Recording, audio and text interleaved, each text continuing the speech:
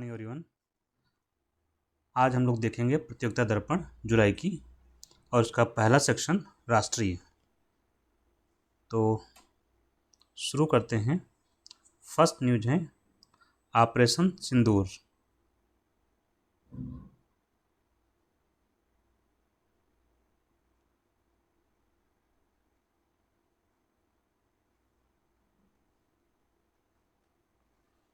क्या है ऑपरेशन सिंदूर और क्यों चलाया गया?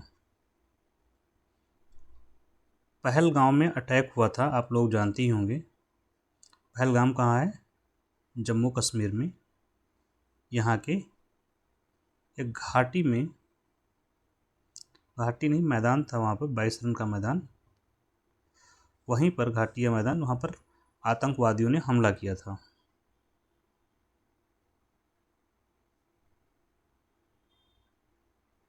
जिसमें 25 लोगों को खुलेआम हत्या कर दी गई थी। जो पर्यटक थे, भारत के थे, कुछ विदेश के भी थे, तो इनकी हत्या कर दी थी। इसके विरोध में ही, इस घटना के विरोध में भारत ने एक ऑपरेशन चलाया जिसका नाम था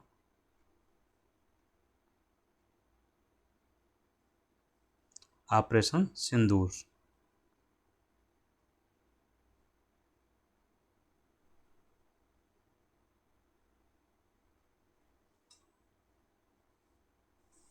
तो किसके विरुद्ध चलाया? पाकिस्तान के विरुद्ध हमने चलाया। लेकिन यहाँ पर हमने जो हमला किया भारत ने, वो सिर्फ डेजिग्नेटेड ठिकानों पर किया। वहाँ पर जहाँ पर आतंकवादियों की टेरर इंफ्रास्ट्रक्चर था, जहाँ आतंकवादियों के ठिकाने थे।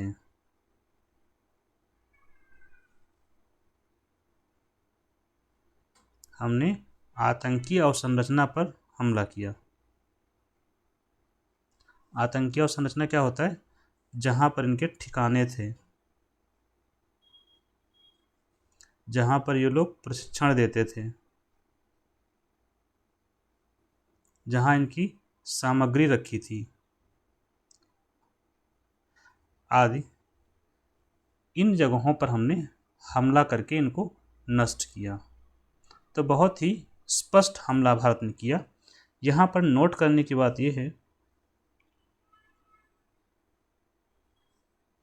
कि हमने पाकिस्तान की मिलिट्री पर हमला नहीं किया। मिलिट्री इंफ्रास्ट्रक्चर जो था उस पर हमला नहीं किया। ऑपरेशन सिंदूर में। लेकिन जब ऑपरेशन सिंदूर हमने चलाया, उसके बाद पाकिस्तान की मिलिट्री ने भारत पर हमला किया।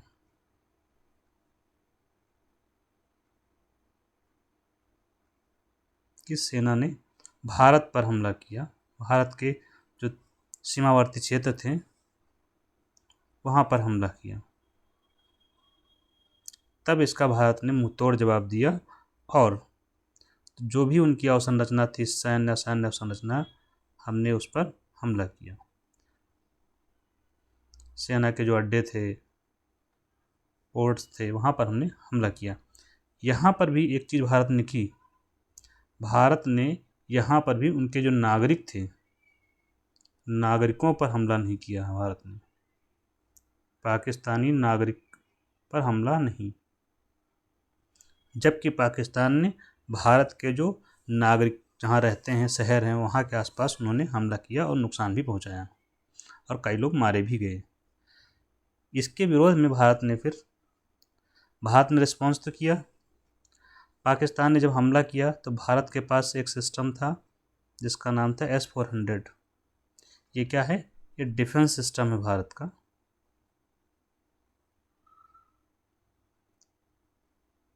जो हमने कहाँ से ख़रीदा है? रूस से। तो इसने बहुत मदद की। इसने किया क्या कि जो पाकिस्तान से आने वाले थ्रेट्स थे कौन से एरियल थ्रेट्स, हवाई हमले जो थे उनको न्यूट्रलाइज किया, उनको रोका और हवा में ही नष्ट कर दिया। इसके अलावा भारत ने जो हमले किए उसमें ब्रह्मोस मिसाइल का इस्तेमाल किया गया।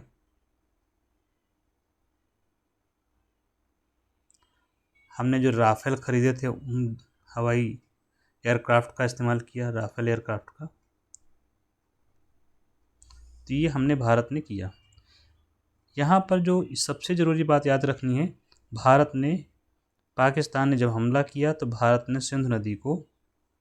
सिंधु नदी जल समझौता को क्या कर दिया, स्थगित कर दिया।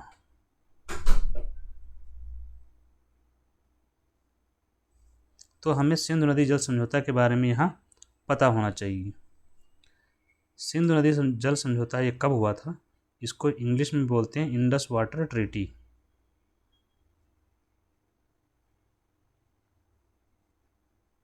सिंधु नदी जल संधि ये हुई थी 1960 में। ठीक है, इसमें मध्यस्थता किसकी थी? मीडिएटर कौन था? मीडिएटर था वर्ल्ड बैंक। क्वेश्चन पूछा जाता है सो याद रखेंगे, वर्ल्ड बैंक या विश्व बैंक मध्यस्थता थी। और यह संधि किन देशों के बीच हुई? तो दो देशों के बीच हुई, भारत और पाकिस्तान। इसको हम रिवर्स कर लेते हैं तो ज़्यादा अच्छा रहेगा।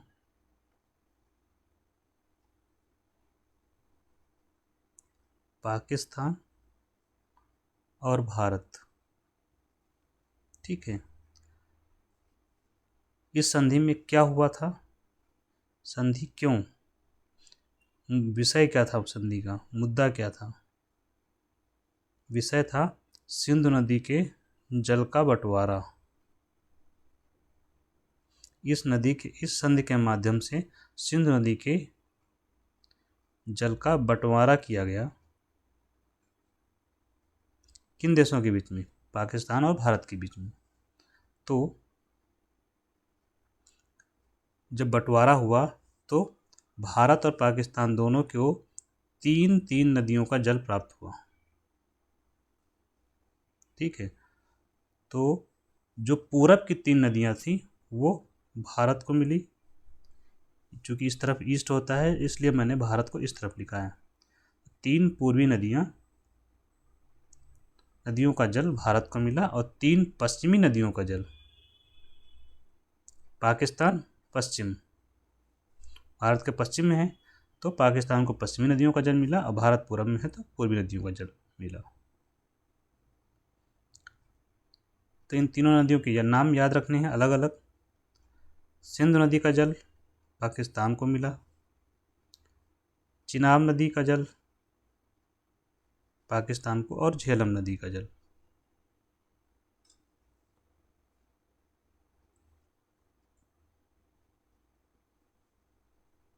ऐसे ही सतलज नदी का जल भारत को,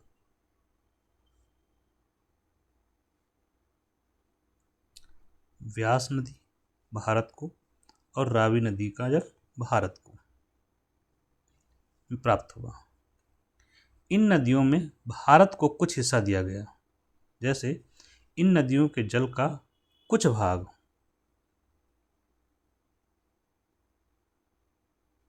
भारत प्रयोग कर सकता है कृषि कार्य के लिए। किसके लिए? कृषि कार्य के लिए भारत प्रयोग कर सकता है। कुछ जल हिस्सा तय किया गया इसमें, हालांकि बाकी सब पाकिस्तान को मिला। दूसरा, गैर उपभोग कार्यों के लिए भी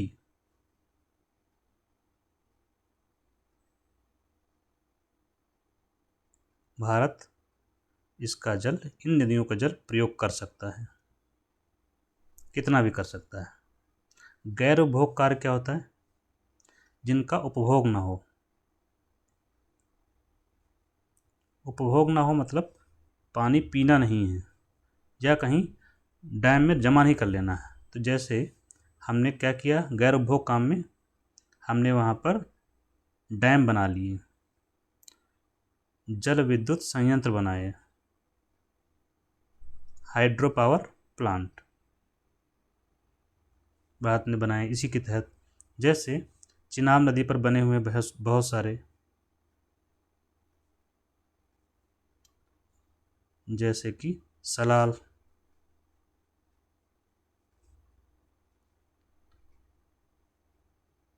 एक है बगलिहार, ठीक है। ऐसे ही कई डैम हैं जो भारत ने बनाए। यहाँ पर जो डैम बनाए गए ये छोटे छोटे डैम हैं।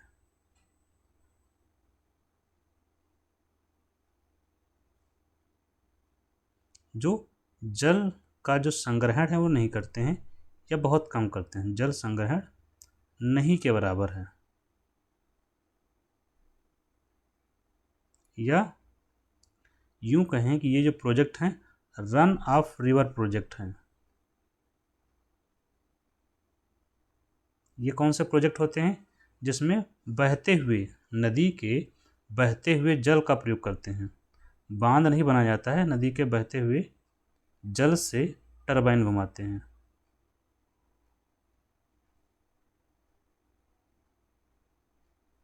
और टरबाइन से विद्युत पैदा, टरबाइन घूमती है तो जनरेटर और विद्युत। तो ये हो गया हमारा जो ऑपरेशन सिंदूर है भारत ने जो चलाया। बाद में क्या हुआ, सीज फायर हो गया। सीज फायर या ट्रूस, समझौता हो गया दोनों के बीच में, जो कि बहुत सही रहा क्योंकि युद्ध में नुकसान बहुत होता है। दूसरा न्यूज है PSLV C61 को लेकर के। PSLV C61 ये विफल रहा।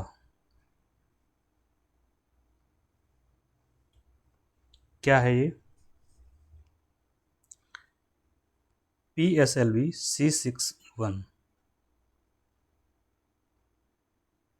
C61, ठीक है। पहले तो इसका फुल फॉर्म पता होना चाहिए। पोलर सैटेलाइट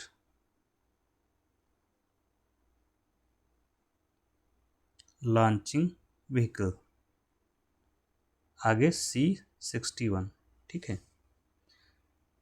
तो ये क्या है, यह एक रॉकेट है। किसका? भारत का। कौन ऑपरेट करता है इसको? रॉकेट लॉन्चिंग का काम सब करता है भारत में ISRO, ISRO, full form Indian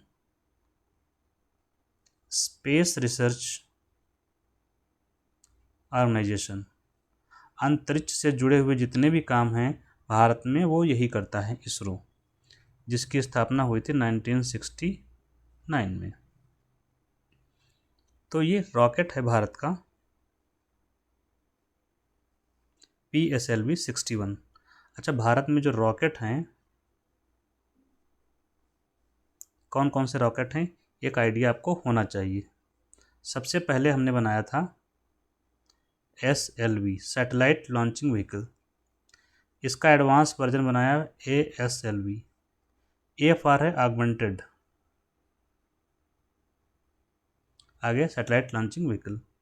इसके बाद हमने बनाया था PSLV बनाया, जो कि हम चर्चा कर रहे हैं। PSLV के बाद बनाया गया GSLV, GSLV के बाद हमने बनाया है RLV रीयूजेबल लॉन्चिंग व्हीकल, और एक है SSLV small satellite launching vehicle. पहला S स्मॉल के लिए है, छोटे छोटे सैटेलाइट को लॉन्च करने के लिए बनाया गया है। तो यहाँ पर ये दोनों अभी यूज़ नहीं होते हैं, ये बाहर हो चुके हैं। बाकी इसका अभी प्रयोग चल रहा है या कहें निर्माणाधीन है ये। आर फॉर रीयूजेबल है, मतलब पुनः प्रयोग कर सकें। ठीक है, हम चर्चा कर रहे हैं इसकी PSLV की। ठीक है, तो आगे देखते हैं जो PSLV हम अब चर्चा कर रहे हैं। तो PSLV जो हमारा था, इस पे लॉन्च क्या होना था, लॉन्च क्या करते थे हमें, उपग्रह लॉन्च होना था, उपग्रह लॉन्च कर रहे थे। उस उपग्रह का नाम क्या था, EOS-09। ये क्या हुआ, EOS क्या है, अर्थ ऑब्जर्वेशन सैटेलाइट, हिंदी में भू अवलोकन। ऑब्जर्वेशन का मतलब होता है देखना या अवलोकन करना, उपग्रह, जिसका उद्देश्य क्या था, पृथ्वी से रिमोट सेंसिंग डेटा प्राप्त करना। रिमोट सेंसिंग मतलब होता है दूर से, रिमोट का मतलब दूर से, सेंस करके डेटा प्राप्त करना, ये इसका उद्देश्य था। और इसको स्थापित कौन सी कक्षा में स्थापित करना था, SSPO ऑर्बिट में स्थापित होना था इसको, सन सिंक्रोनस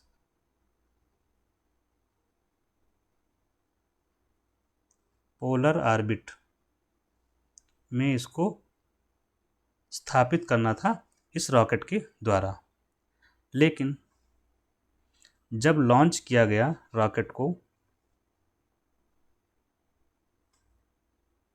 ये मान लीजिए आपका रॉकेट हो गया, इसमें 4 चरण होते हैं, पहला, दूसरा, 3 और ये 4। सैटेलाइट ऊपर यहाँ रखा होता है इसके भीतर। ठीक है, इसको बोलते हैं, सैटेलाइट को बोलते हैं, क्या बोलते हैं, पेलोड है यहाँ पर, इस यहाँ पर इसके लिए पेलोड है। इसका नाम क्या है, पेलोड का नाम है EOS-09। और ये नीचे इतना पोर्शन हो गया, यह है रॉकेट। ठीक, इसमें 4 स्टेजेज हैं, ये रॉकेट जो है उस 4 स्टेज का है। इस रॉकेट में क्या होता है, यहाँ से बहुत तेज़ी से गैसेज नीचे निकलती हैं बाहर, और यह रॉकेट ऊपर की ओर उठता है। कौन सा नियम लग रहा है, न्यूटन का तृतीय नियम, एक्शन रिएक्शन लॉ, क्रिया प्रतिक्रिया का नियम। अब ये 3 स्टेज होती हैं। जब ये यहाँ से लॉन्च हुआ तो इसकी पहली स्टेज ठीक काम की, फर्स्ट चरण ठीक रहा, दूसरा रहा ठीक, तीसरा जो चरण था ये वाला, ये फेल हो गया, यह चरण फेल हो गया। इस वजह से यह पूरा मिशन क्या हो गया, पूरा मिशन विफल।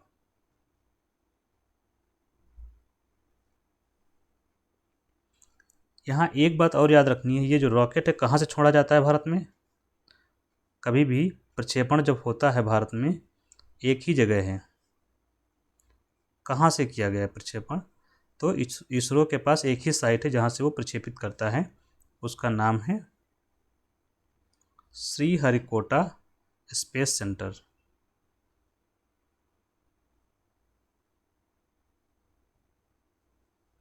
सतीश धवन स्पेस सेंटर कहाँ है, श्रीहरिकोटा में, वहीं से प्रक्षेपित किया जाता है। ये हरिकोटा कहाँ पर है, ये है आंध्र प्रदेश में।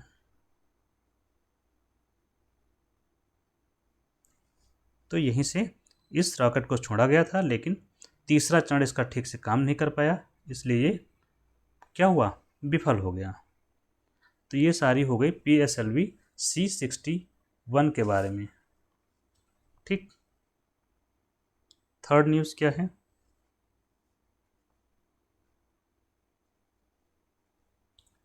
खेलो इंडिया गेम का विस्तार किया गया है।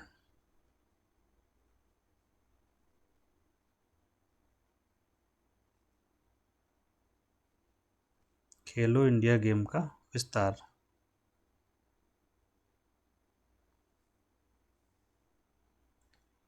कैसे, अभी तक खेलो इंडिया गेम के अंतर्गत 4 स्तर पर खेल होते थे।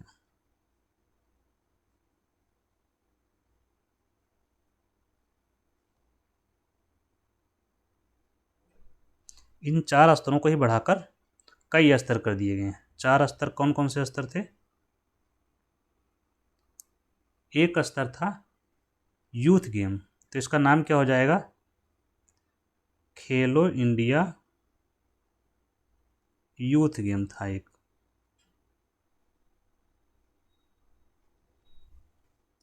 जिसका आयोजन भी हो गया है 2025 में। कहाँ हुआ? बिहार में। दूसरा था खेलो इंडिया यूनिवर्सिटी गेम, विश्वविद्यालय आपस में खेलते थे। ये सब क्यों है? खेलो इंडिया गेम शुरू किया गया था खेल को विस्तार देने के लिए, खेलों को और अधिक बढ़ावा देने के लिए शुरू किया गया था। तीसरा कौन सा था? खेलो इंडिया पैरा गेम।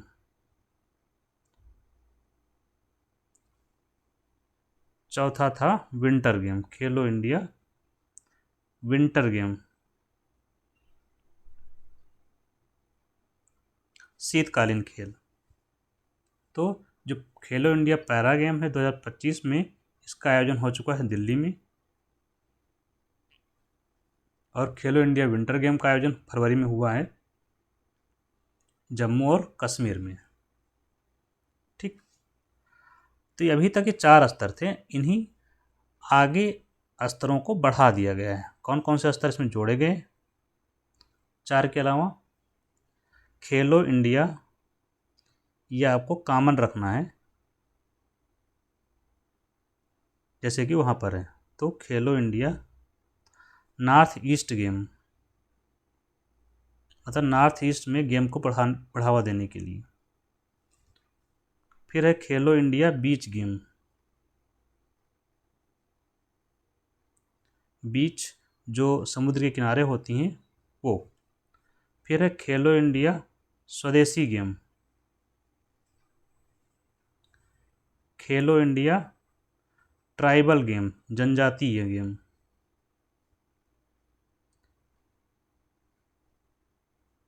ट्राइबल क्षेत्रों में जो ट्राइबल जनजातियां अपने गेम खेलती हैं उनको बढ़ावा देना है।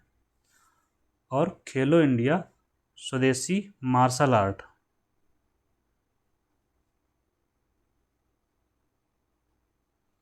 ऐसे ही करके बहुत सारे जोड़े गए। एक दो आपको याद रखने हैं जो आपके काम में हो। इसका आयोजन किया जाएगा तमिलनाडु और आंध्र प्रदेश में। तो ये इनके स्तर जोड़े गए और इनका कैलेंडर भी जारी कर दिया गया कब कब इनका आयोजन किया जाएगा। नेक्स्ट है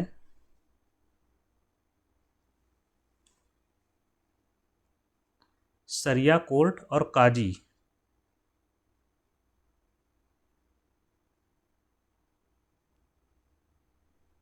सरिया कोर्ट और काजी की जो अदालतें होती हैं,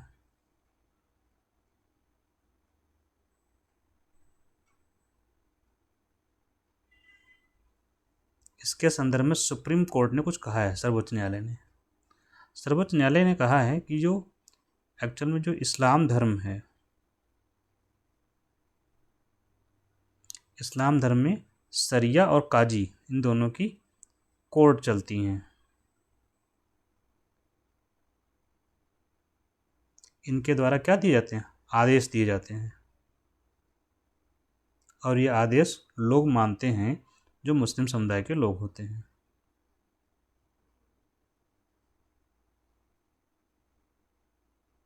ठीक, इस आदेश के बारे में सुप्रीम कोर्ट ने कहा कि ये आदेश बाध्यकारी नहीं है।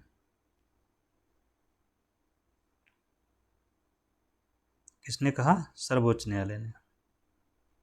पहले भी सर्वोच्च न्यायालय कह चुका है, बट ये रिपीट फिर से कहा सर्वोच्च न्यायालय ने।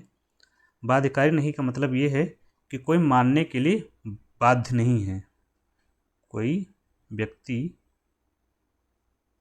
बाध्य नहीं है मानने के लिए कि मानना ही है तुम्हें। वो चाहे तो हाई कोर्ट सुप्रीम कोर्ट जा सकता है, उसे कोई रोक नहीं सकता।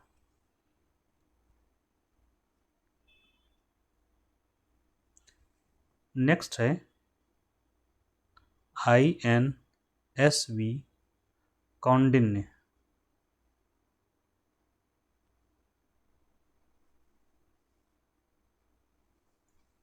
ये क्या है? INSV कौंडिन्य। यह एक जहाज है, शिप है, जिसे बनाया है किसने? नेवी के लिए बनाया गया है, नौसेना के लिए बनाया गया है। और इसकी खास बात क्या है? इसका जो डिजाइन है, सबसे जरूरी बात है इसकी डिजाइन, वह प्रेरित है अजंता की पेंटिंग से। अजंता एलोरा की गुफाएं जो हैं वो अजंता में, वहाँ जो जहाज बना हुआ है उससे प्रेरित है, अजंता की चित्रकारी से प्रेरित है। उसी चित्र को देखकर इसको बनाया गया है। और इसका डिजाइन ऐसा है कि इसको सिल कर बनाया गया, सिलाई करके, सिल करके बनाया गया है। जो पाल इस्तेमाल करते हैं इसमें, सिला हुआ पाल इस्तेमाल किया गया है। पाल का मतलब जो आपने पुराने जो जहाज आपने देखे होंगे, उसमें एक डंडा होता, फिर यहाँ पे बहुत सारा वो लगा होता कपड़े जैसा, तो वो सिला होता है, तो उसी को बोलते हैं सिला हुआ पाल वाला पोत है।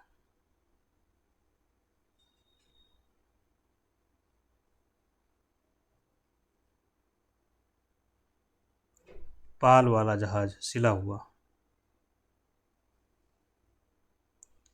इसको नौसेना में शामिल किया गया है।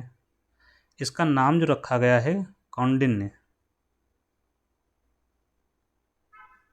ये कौन है? इसका नाम जो रखा गया है कौंडिन्य, इसका अपना इतिहास है। ये भारतीय नाविक थे, पहले भारतीय नाविक थे। यह पहला भारतीय नाविक था जो दक्षिण पूर्वी एशिया में गया था। तो दक्षिण पूर्व एशिया में जाने वाला पहला नाविक। दक्षिण पूर्व एशिया से तात्पर्य, मैप आप बनाते हैं जब भारत का, तो ये होता है, तो ये जो पोर्शन है, ये सारा इंडोनेशिया, सिंगापुर, कोलंबिया नहीं, कंबोडिया, लाओस, वियतनाम, ये सारे जो आसियान के देश हैं, ये सारे साउथ ईस्ट एशिया के हैं। तो यहाँ गया था जो दक्षिण पूर्व एशिया जाने वाला पहला भारतीय था, पहला भारतीय नाविक। उसी के नाम पर इस जहाज का नाम रखा गया है कौंडिन्य। ठीक है, तो इसका उद्घाटन कहाँ पर किया गया है? कारावार बेस पर किया गया है, नौसेना का बेस है, वहीं पर किया गया है। और इसके बारे में क्या कह सकते हैं? ये देखिए कितने पुराने समय में भारत में, ये 5वीं सदी में जहाज था अजंता की चित्रकारी में। तो ये भारत की समृद्ध, यह भारत की समृद्ध समुद्री परंपरा को दर्शाता है।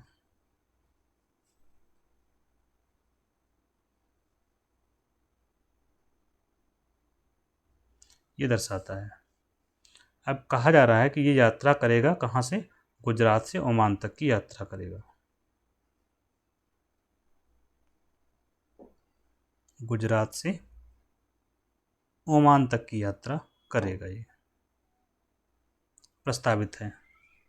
तो ये हो गया INSV कौंडिन्य के बारे में। ठीक,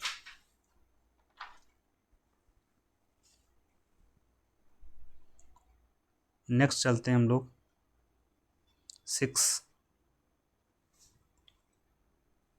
6 है अमृत भारत रेलवे स्टेशन का उद्घाटन।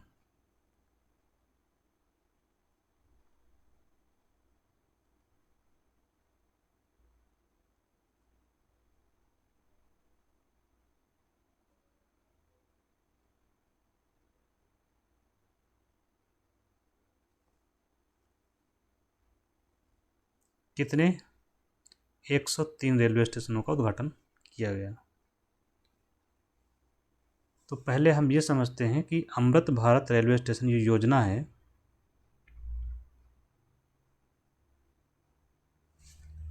योजना कौन सी है? अमृत भारत रेलवे स्टेशन योजना।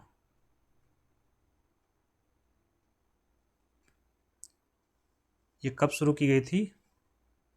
2021 में शुरू हुई। अभी 103 स्टेशन का उद्घाटन किया, इससे पहले भी बहुत सारे हो चुके हैं।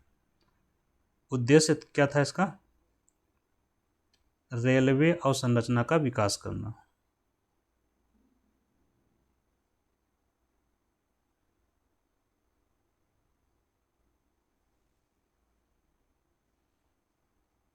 जैसे रेलवे अवसंरचना में जैसे क्या करना है, तो जो रेलवे स्टेशन है, नाम ही है रेलवे स्टेशन, तो रेलवे स्टेशन का आधुनिकीकरण किया जाएगा।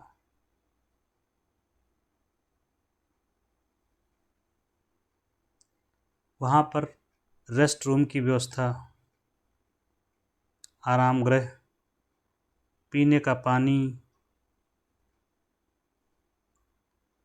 वाईफाई की सुविधा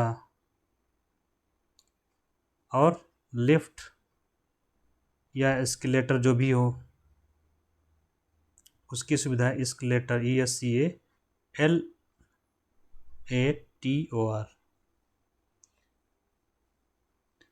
प्लस जो आपका रेलवे स्टेशन हो उसमें स्थानीय संस्कृति ये केंद्र में है, स्थानीय संस्कृति को दिखाना, उसकी थीम पर, स्थानीय संस्कृति की थीम पर रेलवे स्टेशन का निर्माण। जैसे एक जो द्वारका स्टेशन है, द्वारका स्टेशन गुजरात में,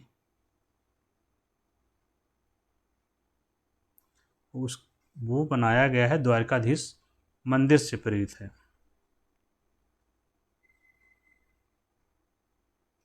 द्वारकाधीश मंदिर से प्रेरित है।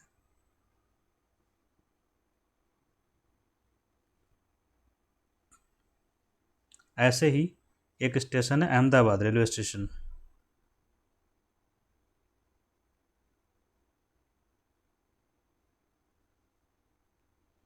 ये किससे प्रेरित है? अहमदाबाद रेलवे स्टेशन प्रेरित है मोढेरा के सूर्य मंदिर से।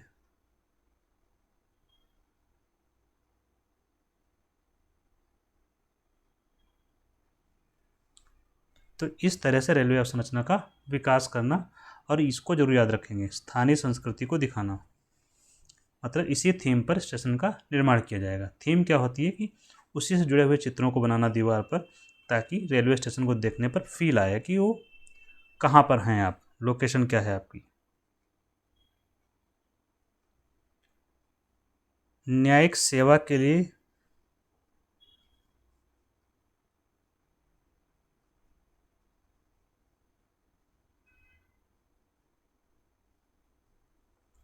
3 साल की वकालत अनिवार्य है।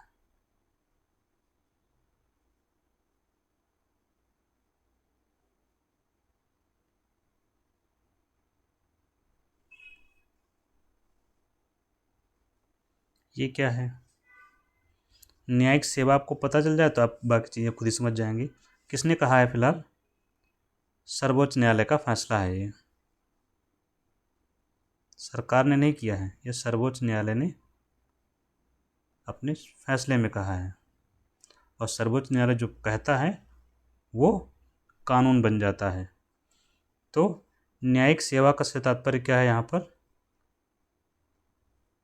Judicial service. जैसे यूपी में PCSJ का एग्ज़ाम होता है, तो इससे सिविल PCSJ में क्या होता है, सिविल जज जूनियर डिवीज़न बनते हैं।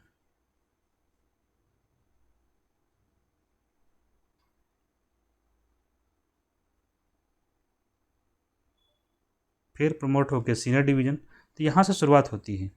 तो अब PCSJ का फॉर्म डालने के लिए 3 साल की वकालत अनिवार्य हो गई है यूपी के रेफरेंस में, बाकी हर स्टेट के लिए कर दिया गया है।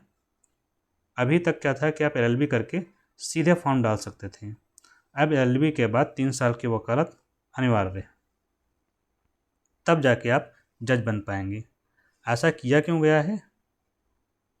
ऐसा इसलिए किया गया है ताकि जो इनको जब ये प्रैक्टिस करेंगे, वकालत का मतलब यहाँ हुआ प्रैक्टिस करेंगे, सुप्रीम कोर्ट में या कोर्ट में प्रैक्टिस करेंगे, तो इनको क्या प्राप्त होगा? जब प्रैक्टिस करेंगे तो इन्हें अदालत का अनुभव मिलेगा, एक्सपीरियंस। और जब इनको एक्सपीरियंस मिलेगा तो जब ये जज बनेंगे तब जो न्यायालय की दक्षता बढ़ेगी, न्यायालय की दक्षता बढ़ेगी, दक्षता बढ़ेगी तो न्यायालय की क्षमता बढ़ेगी। तो एक प्रकार से कैपेसिटी बिल्डिंग है ये, इसके पीछे का जो पर्पज है वो ये है। नेक्स्ट,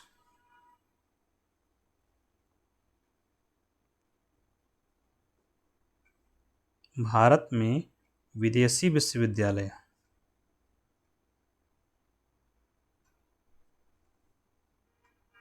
खोलने के लिए आदेश जारी हुआ है। 5 लोगों को आदेश मिला है, 5 लोग मतलब 5 यूनिवर्सिटीज़ को या विश्वविद्यालयों को, विदेशों के। इससे क्या होगा? भारत में उच्च शिक्षा को बढ़ावा देना एक तो उद्देश्य ये है। उच्च शिक्षा को भारत में बढ़ावा देने के लिए इन लोगों को खोलने का आदेश दिया गया है। तो कैंपस खोलेंगे ये लोग यह भारत में, फॉरेन यूनिवर्सिटी के।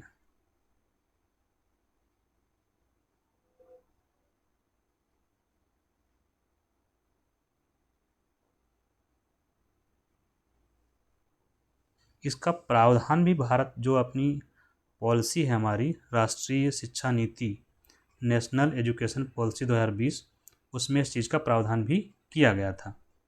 और इसके तहत 2 यूनिवर्सिटी भारत में अभी चल भी रही हैं।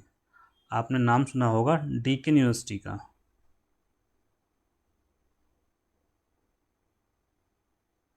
काफ़ी ऐड आता है। कहाँ पर खोली गई है ये? गिफ्ट सिटी में। और गिफ्ट सिटी कहाँ है? गुजरात में। ये कहाँ की यूनिवर्सिटी है? ऑस्ट्रेलिया की यूनिवर्सिटी है। एक और यूनिवर्सिटी है जो अभी काम कर रही भारत में, वैलोन गांग यूनिवर्सिटी, ये भी गिफ्ट सिटी में है, ये भी ऑस्ट्रेलिया की है। 5 और जो खोले गए हैं इनको आदेश दिया गया, आदेश नहीं, इनको लाइसेंस एक बार से दिया गया, अनुमति दी गई है। उसका नाम है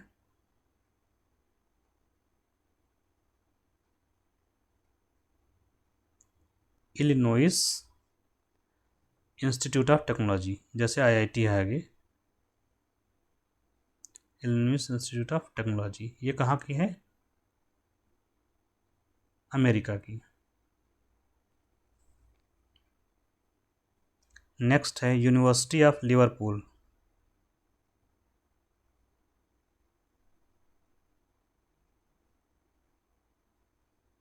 ये कहाँ की है? लिवरपूल, लंदन, ब्रिटेन से है। नेक्स्ट है वेस्टर्न सिडनी यूनिवर्सिटी।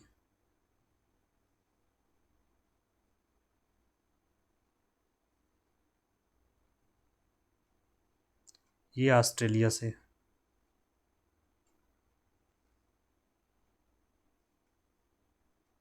नेक्स्ट है विक्टोरिया यूनिवर्सिटी।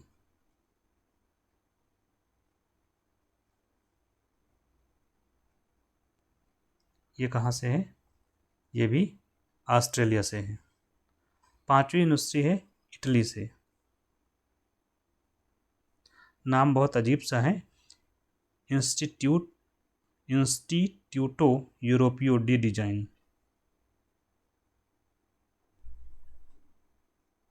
इंस्टीट्यूटो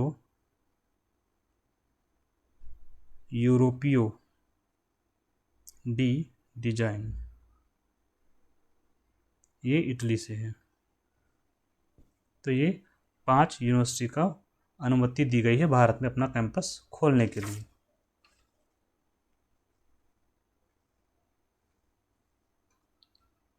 नेक्स्ट क्या है?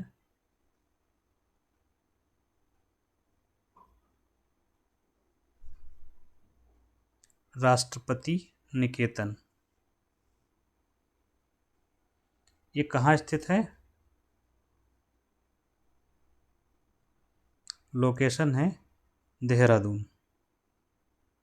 देहरादून आप लोग जानते हैं ये उत्तराखंड की राजधानी है। यूके दैट इज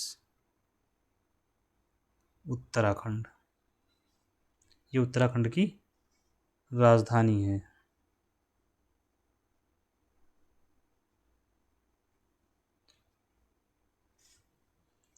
तो ये जो राष्ट्रपति निकेतन है इसको पहले क्या कहते थे? इसे पहले राष्ट्रपति आशियाना कहा जाता था।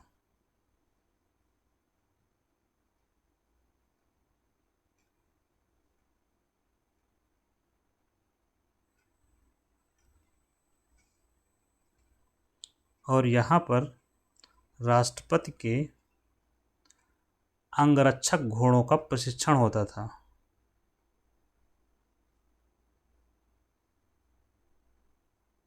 अंगरक्षक घोड़ों का प्रशिक्षण का मतलब ट्रेनिंग होती थी। और इसे अब खोल दिया गया है किसके लिए? टूरिस्टों के लिए, पर्यटकों के लिए। पर्यटक वहाँ जाकर देख सकते हैं, हम लोग आके वहाँ जाकर देख सकते हैं। यहाँ एक राष्ट्रपति उद्यान भी है।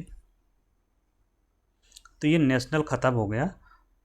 कुछ राज्य समाचार हैं वो हम लोग देख लेते हैं, जो इम्पोर्टेंट है वही हमने यहाँ पर लिए हैं। जैसे मुख्यमंत्री कृषक समृद्धि योजना,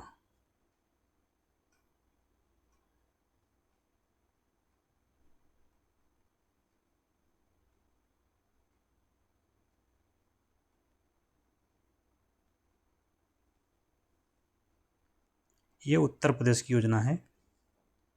उद्देश्य, कृषकों की समृद्धि कैसे होगी? सस्ती दर पर ऋण, सस्ती दरों पर ऋण।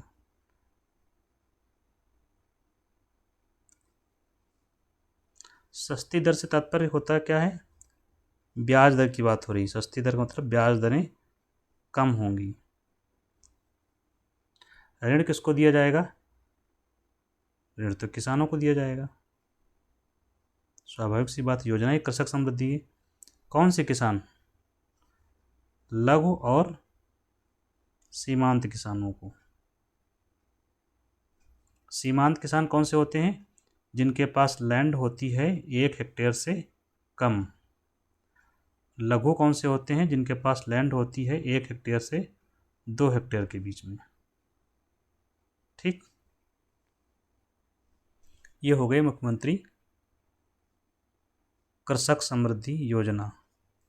नेक्स्ट है अंतर्राष्ट्रीय क्रिकेट स्टेडियम।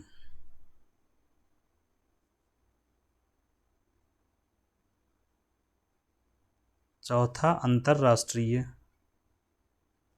क्रिकेट स्टेडियम, ये भी यूपी से न्यूज़ है। यूपी का मतलब उत्तर प्रदेश। कहाँ बनेगा चौथा अंतर्राष्ट्रीय स्टेडियम? ये बनाया जा रहा है गोरखपुर में। गोरखपुर में स्पेसिफिक लोकेशन है ताल नादौर। ये हालांकि पूछा नहीं जाता है, अब गोरखपुर से ही काम आपका हो जाएगा। ये चौथा स्टेडियम होगा यूपी का।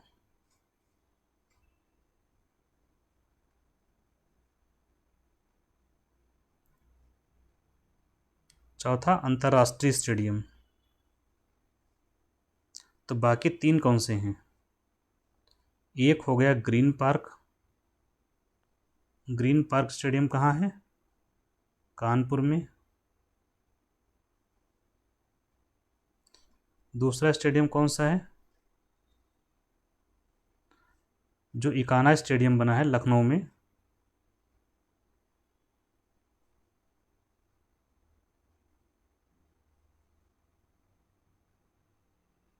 और तीसरा स्टेडियम बन रहा है बनारस में।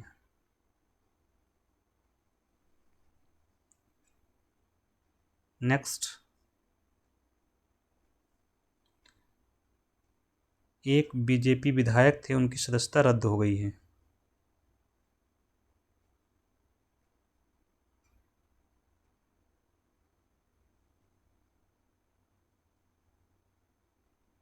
ये है राजस्थान से।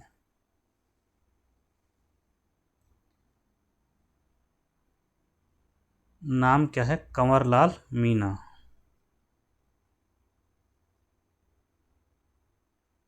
एसडीएम से कुछ विवाद हुआ था, काफ़ी पुराना केस है, उसका निर्णय अभी आया है।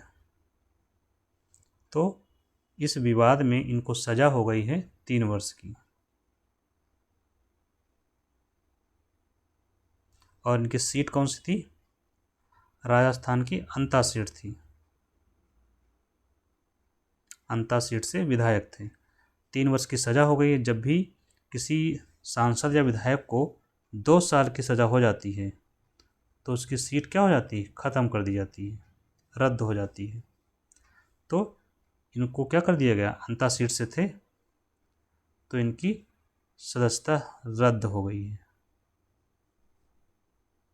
कौन रद्द करेगा? का जहाँ पे मेंबर थे, तो विधानसभा के मेंबर थे, तो विधानसभा अध्यक्ष ने इसका नोटिफिकेशन जारी कर दिया, द्वारा अधिसूचना जारी। और यह अधिसूचना किसको भेजेंगे? चुनाव आयोग को। क्यों भेजेंगे? कि सीट खाली हो गई है, इस सीट पर चुनाव करवाइए। ठीक, अब ये चुनाव के लिए, अब ये चुनाव जो होगा इसको बोलेंगे उपचुनाव। क्या बोलेंगे इसको? By election. और ये उपचुनाव में मान लीजिए कि ये जीत कर आते हैं मिस्टर एक्स, तो इनका कार्यकाल क्या होगा? तो कार्यकाल होगा शेष बचा हुआ। मतलब विधानसभा का कार्यकाल कितना होता है? 5 साल का, अगर भंग ना हो तो मान लीजिए कंवरलाल मीणा जी 2 साल रह चुके हैं, तो बचा हुआ कार्यकाल कितना होगा? 3 साल का। तो ये 3 साल के लिए रहेंगे। ठीक है, यही समझाना था मुझे बाई इलेक्शन ये कैसे होता है। नेक्स्ट, वैश्विक क्षमता केंद्र नीति।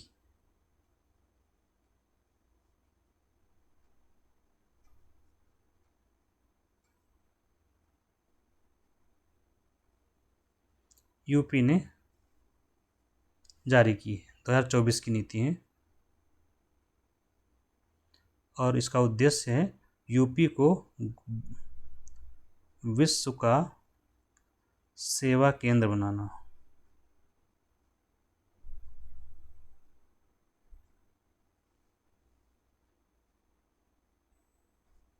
नेक्स्ट है गंगा एक्सप्रेसवे।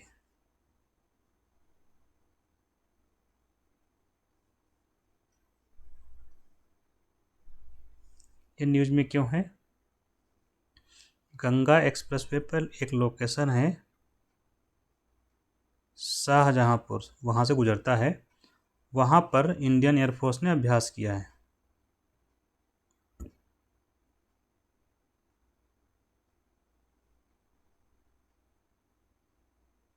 मतलब ये हो गया एक्सप्रेसवे, इसी पर विमान उतारा गया है और टेक ऑफ करवाया गया, ताकि इमरजेंसी में अगर ज़रूरत पड़े तो हम यहाँ पर एक्सप्रेसवे पर लैंड करवा सकें या टेक ऑफ कर सकें। तो इसी के साथ हम लोग नेशनल ख़त्म करते हैं। आगे हम लोग इंटरनेशनल मिलेंगे, तब तक के लिए थैंक यू।